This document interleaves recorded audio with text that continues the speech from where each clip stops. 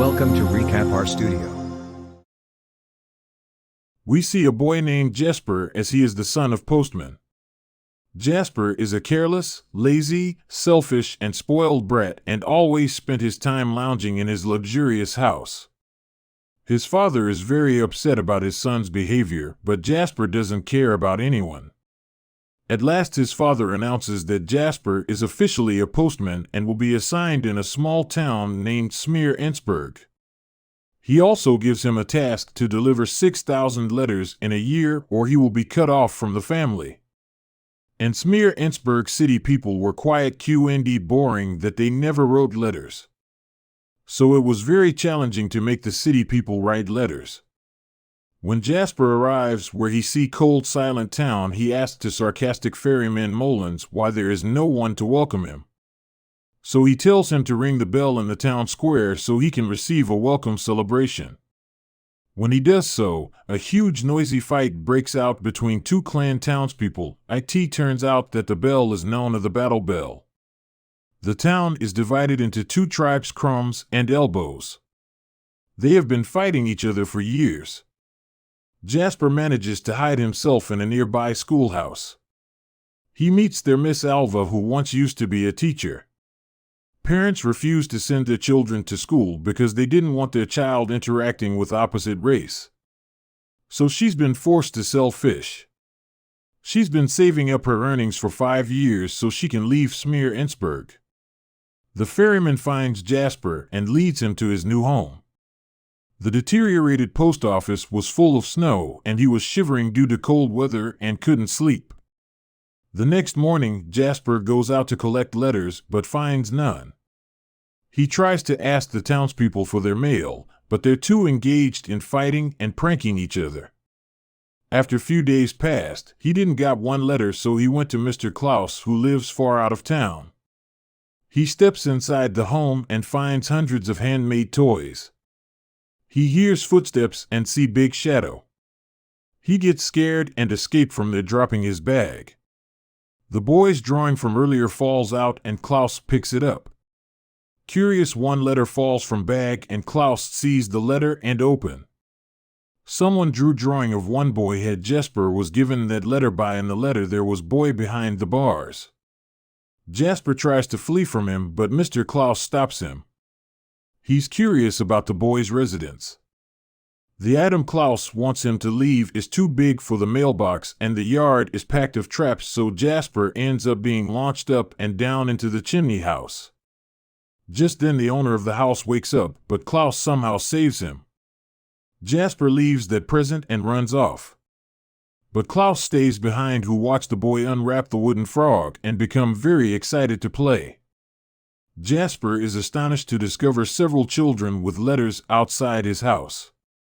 The next morning, the youngster informed his friends about Klaus' visit, and now they all want to write him letters requesting toys. When the Jesper notices this, he immediately begins passing out paper and pencils to the children, encouraging them to write messages that seem sorrowful. He keeps track on the wall of how many letters he delivers. Jesper visits Mr. Klaus at home, reads letters to him, makes him emotional, and persuades him to give the toys to the children Mr. Klaus agreed to give. At night, the kids of the village began to play with the clans of each other. Their parents notice this and separate them as they belong to different clans. The kids are taken to the clan leaders. Clan head tells this should not happen again. Otherwise, they will face severe consequences. They're informed that clans aren't supposed to mix and that tradition is the reason they keep fighting. When the kid informed Jesper that they do not know how to write or read, he sends them to Alva. Alva becomes very angry at Jesper, who later agrees to educate them. Meanwhile, the number of letters has expanded to the point where Jesper's horse can no longer carry the wagon. The next morning, the snowball boy confronts Jesper, demanding to know why he has been receiving coal instead of gifts. Jesper claims that because Klaus sees and knows everything, there is no need to tell him anything, and that if they are misbehaving, they won't get present. After knowing this, all the children get scared that the children start doing good deeds, helping each other to get toys from Mr. Klaus.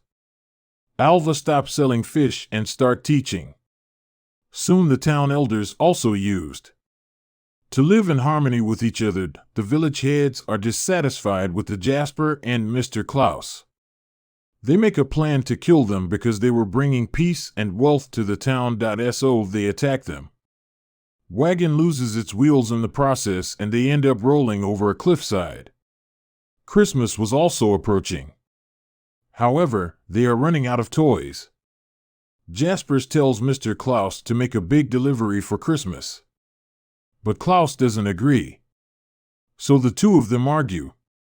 On the same night, both clans gather near the battle bell, ring the bell and begin fighting amongst themselves. Jesper returns to the post office, finds a child named Margu is there.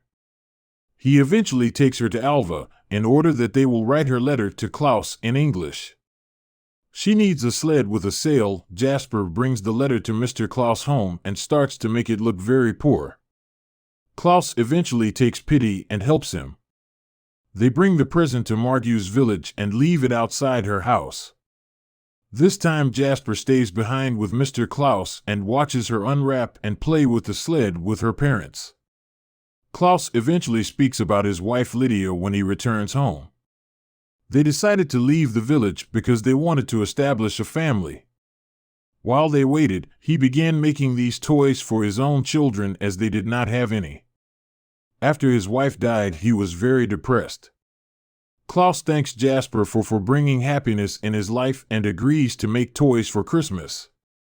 He comes to schoolhouse and is amazed to see it and Miss Alva totally transformed fish shop to school. Alva used up all her savings. She takes him to the city, which looked very beautiful. Preparation for Christmas was going on and all the townspeople are in harmony with each other. Jesper developed feeling for Alva and didn't want to go away from Smeerensburg. Two clan had invited Jesper's father, telling him that his son has delivered 14,000 letters. Since he has completed his task, he can go home. But he didn't want it to return because town people are very disappointed to learn about Jesper's truth. Alva yelled at him, telling you fooled everyone so that you can go back to your luxurious life, and everyone leaves him alone and he returns home along with his father. He was very upset while returning to home. Therefore his father realized all the facts and tells him, I'm proud of you, go back to Smeerensburg. The clans arrive to destroy toys. Jesper tries to stop them. All this meanwhile, Mr. Krum's daughter Pumpkin almost falls to love Mrs. Ellenborough's son Olaf. Townspeople tell his we one. Jesper tells them to look back where they see two clan boy and girl are love with each other. Seeing this, their parents get shook. Alva found about town people set up as a result of the kids told her concerning it in school, so he had toys and safer place. Mr. Klaus forgave Jesper and they depart to deliver the gifts. They celebrate Christmas very happily. Pumpkin and Olaf get married.